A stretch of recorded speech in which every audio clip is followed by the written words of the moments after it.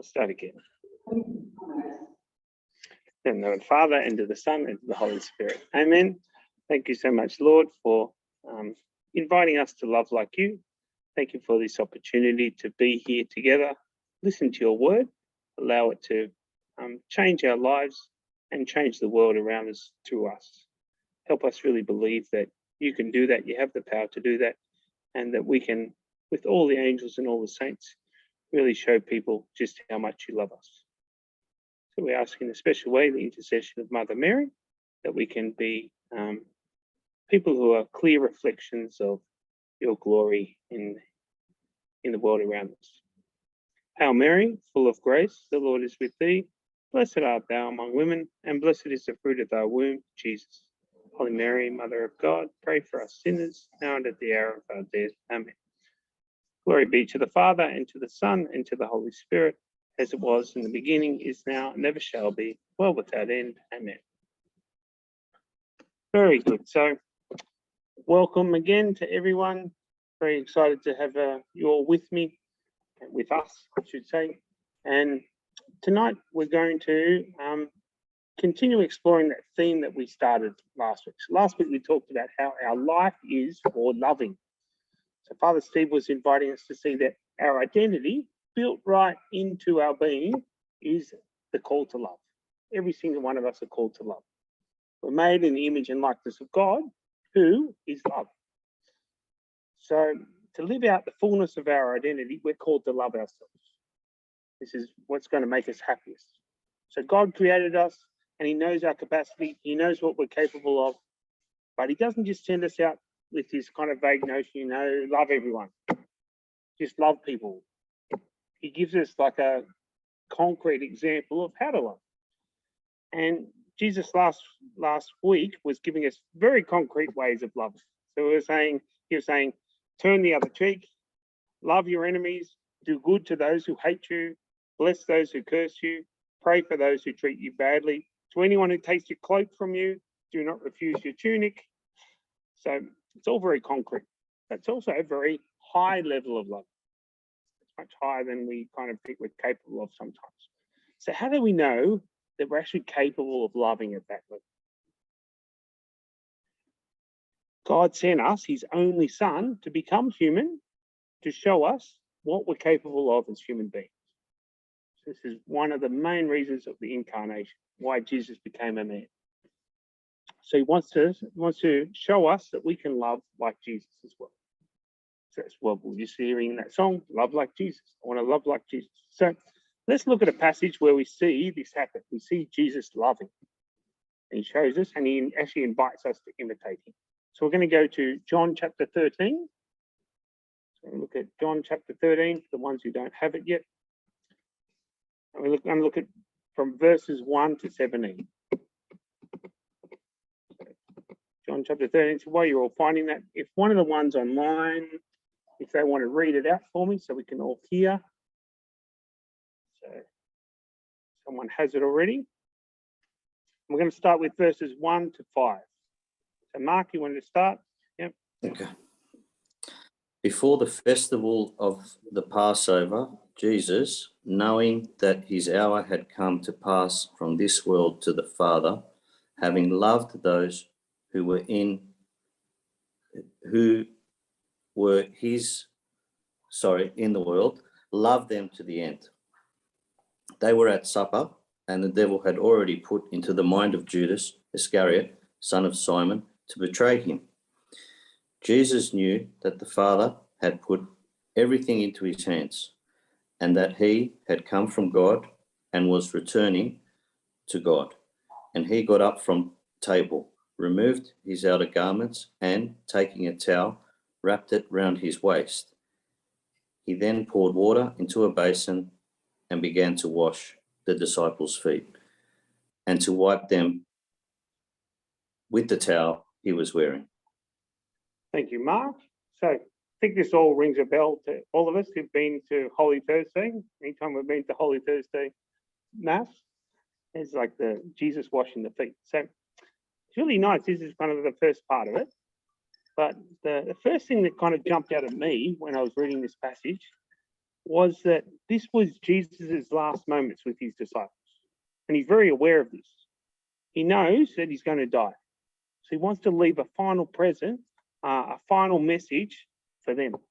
He wants to show them just how much he loves them, but also how much they're capable of loving themselves. So he loves them to the end. I like that bit. Some of the other translations say he loves them to the extreme. He loves them to the utmost.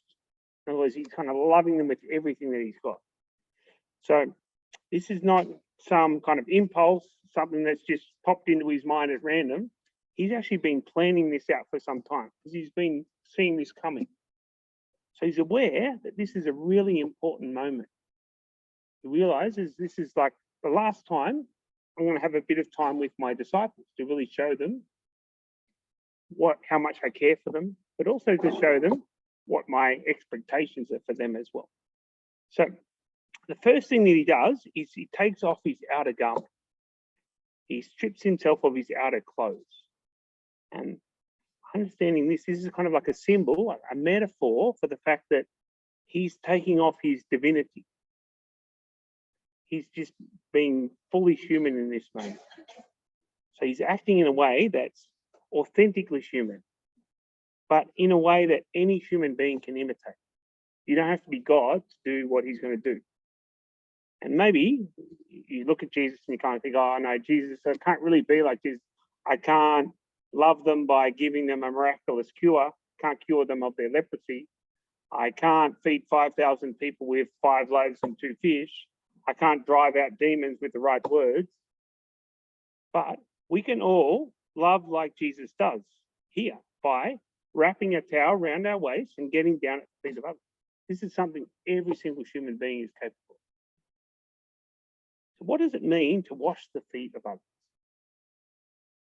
So, especially in the time of Jesus, where everyone was walking around in sandals. For once, I don't actually have sandals on. I've actually got shoes on today. But when everyone's walking around in sandals or even barefoot, the ones who couldn't afford sandals, you can imagine like the feet, they weren't going everywhere walking because they didn't have cars, or unless you're really rich, you couldn't afford like a horse or anything like that. You imagine like the feet are like the dirtiest part of the person, the part that's been through the mud and the manure and the thorns and the rocks. So what are those feet going to look like? What are they going to smell like? What are they going to, really feel like? It's where the disciples were most rough, also most wounded and tired and dirty. It's a part of them that's normally only touched, washed by themselves or by slaves, because it was considered beneath anyone else to touch people on the feet. So it's a very humiliating job to wash the feet of others. The feet are the part of the disciples' bodies that they're probably least comfortable with Jesus touching. It's like, Jesus, don't go there, don't go there. But Jesus, he goes there. How many times has he had to go and touch our wounds as well, our dirty parts? Talk about those traumas that were picked up in life, to heal those wounds that are caused by others, or maybe even wounds which are self-inflicted by us. I can imagine him kind of going there and being gentle, but then he's got to wash. So he's got to get in the scrubbing and he's got to be firm as well. But he's also doing this thing which is, like I said, it's quite humiliating because he's acting like a slave. Can you imagine like the conflict in his disciples' minds? It's like they can see and feel the love of Jesus, yet part of them feels really embarrassed that Jesus is there, partly for Jesus and partly for themselves. It's like, Jesus, you shouldn't be touching that. And then Jesus, it's like, you're the special person. What are you doing acting like that? So maybe in our prayer, we can place ourselves in this scene and we can imagine Jesus there at our feet. Maybe when you're younger, like me, I used to run around barefoot. I used to run around in our garden and everything like that. And then you come in and mum would say, hey, wash your feet before you come in. So you can imagine what your feet, the feet of these disciples would look like. So just imagine Jesus there at your feet, and your feet are a bit, stinky and smelly and dirty and stained by life, stained by your journey, by your mistakes, by your sins, by the sins and the bad example and indifference and hatred of others as well. How does it make you feel having Jesus there, touching you, washing you, caressing you, showing you that he's not embarrassed to be so close to your dirt? That's probably what was going through the disciples' minds, which we're going to go back to the passage. We're going to see what's going through one of the disciples' minds in particular. So we're going to go to verse 6, and we're going to go from verse 6 to verse 11. So if one of the ones online wants to read that for me, verse 6 to verse 11. I'll give it a shot. Lisa's going to read it for me. Very good. Okay. He came to Simon Peter, and Peter said to him, Lord, do you wash my feet?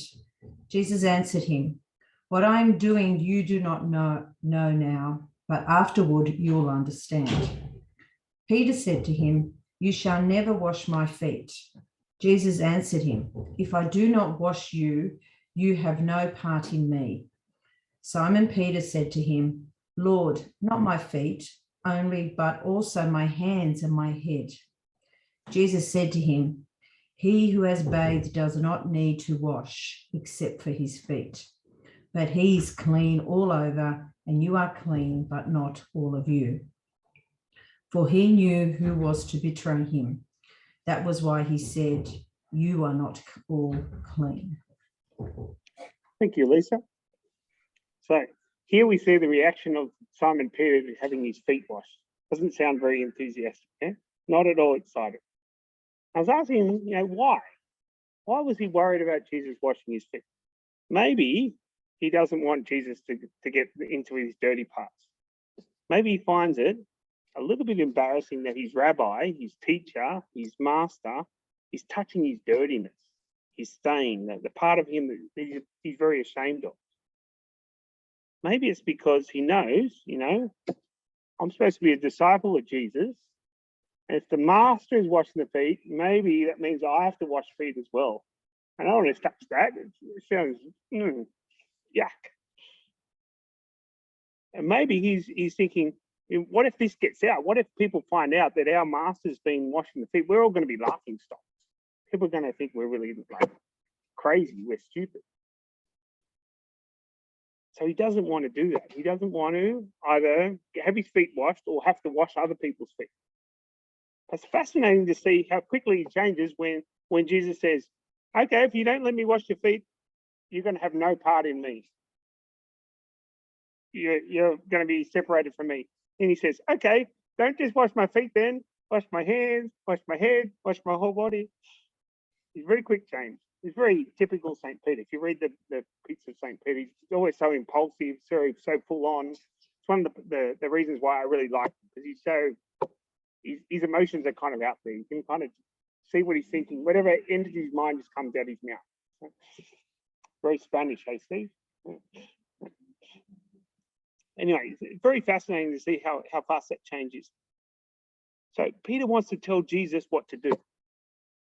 And sometimes this is what we do as well. We tell Jesus how to love us instead of allowing him to love us the way that he wants, the way that he knows best to love us.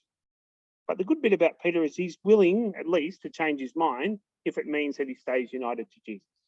So he allows Jesus to change. And this is the truth. We're free to accept or reject Jesus' love. And this is what true love is. It's never forced upon us. It's always kind of offered, and we can reject it or accept it. And that's what we see in that last verse that we just read. Jesus knew who was going to betray him. And of course, he's referring to Judas. So Jesus washes Judas's feet along with the rest of them. And Judas doesn't actually complain. He doesn't say, oh, no, don't wash my feet. He just allows it to happen. We know he's there because a little bit later in the chapter, he actually leaves in verse 30. Judas is washed. He's loved the same as everyone else. But again, he's free to accept or reject that love. He's free to say yes or no to Jesus' call to love him back. And we know that he chooses to say no, even after being loved to the end, being loved to the extreme. being washed. And Judas is a bit of a mystery, really. When you think about it, it's like, as part of life, part of our reality, that some people receive love from Jesus, from God, from the church, and yet still choose to reject it. You probably know of many examples. People who went to the same Catholic schools as us, attended the same masses, same talks, went to the same youth groups as we did, but they still turned away from the Catholic faith. They still chose another path. Judas, imagine how many miracles he saw. Imagine how much wisdom he heard from Jesus. Imagine how much love he experienced in person from Jesus. But he still decided to turn away and close his heart off to Jesus. And this is a possibility. It's always a possibility that we have. We can say no.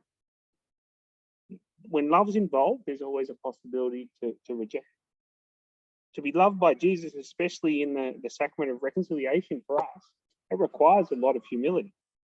It requires a willingness to be touched, to open up the parts of us that we're most ashamed of. Just like Judas, it can be very difficult to open up our doubts and fears and our failures and believe that Jesus can fully save us. But we need to be loved like Jesus, because without his love first, we can't love like him. He's the one who sets us free to really love at his level. And that's what's truly going to make us happy. So I'm going to continue on. So if another one of the ones online wants to read this part for me, from verse 12 to verse 17.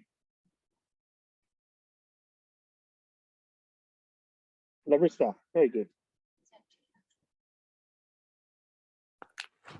Yeah. After he had washed their feet, he put his cloak back on and reclined at table once more. He said to them, "Do you understand what I just did for you? You address me as teacher and Lord, and fittingly enough, for that is what I am. But if I wash your feet, I, who am teacher and Lord, then you must wash each other's feet. What I just did was to give you an example. As I have done, so you must do. I solemnly assure you, no slave is greater than his master. No messenger outranks the one who sent him. Once you know all these things, blessed will you be if you put them into practice." Thank you, Larissa. So Jesus makes it crystal clear here that what he wants from us. He wants us to wash each other's feet. Now, I don't think literally he means just pulling people's socks off and getting in there with a basin or anything like that. But he is telling us this is really important. And he's saying we're blessed. Our blessing depends on how much we imitate him. In other words, our happiness is actually wrapped up in our loving him, like he loves. To the extent that we love like he loves, we'll experience that blessing that God really wants to give us, the happiness. The greatest gift that he can actually give us is to invite us to love like him. Because it's then that we're true to our deepest identity. This is actually Jesus loving us to the extreme, inviting us to love like him. So I was kind of thinking, it's one thing to cook for someone. I know some of you are very good cooks. Rita was just telling me about her curry puffs. I've been to Elizabeth's house and I've tasted her regular cake. It's very good. Yeah. So I've tasted quite a few of your cooking. So imagine you have someone who really knows how to cook an amazing pavlova. I don't know if you've ever cooked a pavlova before. It's not easy to get one that stays up and doesn't go flat. My mum always used to struggle with that. But as good as it is to cook a pavlova for someone else, it's even more a gesture of love to teach them how to cook it, to pass on that recipe to others so that it doesn't get lost and it doesn't just stay with you. Because then you're teaching them how to bring joy and bring love to other people. And this is what Jesus wants to do. He doesn't just love us so we can look at him and go, wow, That's fantastic. That's awesome, Jesus. You're so great. You're so fantastic. No, he loves us so that we can imitate him, so that we can love like him, so that we can go out and wash a lot of dirty and tired and wounded and stained feet that are hobbling through life, that are limping along. So in our prayer, we can think about what loving like Jesus means in our daily lives, with the people who we live with and work with and play with and pray with our friends, with our family, with our enemies. Jesus made his love for his disciples very real, very concrete. How can we do the same with the people in our lives? Maybe for you to love like Jesus, it means forgiving them, even though they probably don't deserve it, even though they keep on doing the same thing and hurting them. Maybe it means telling them the truth, even when you know that they don't want to hear it.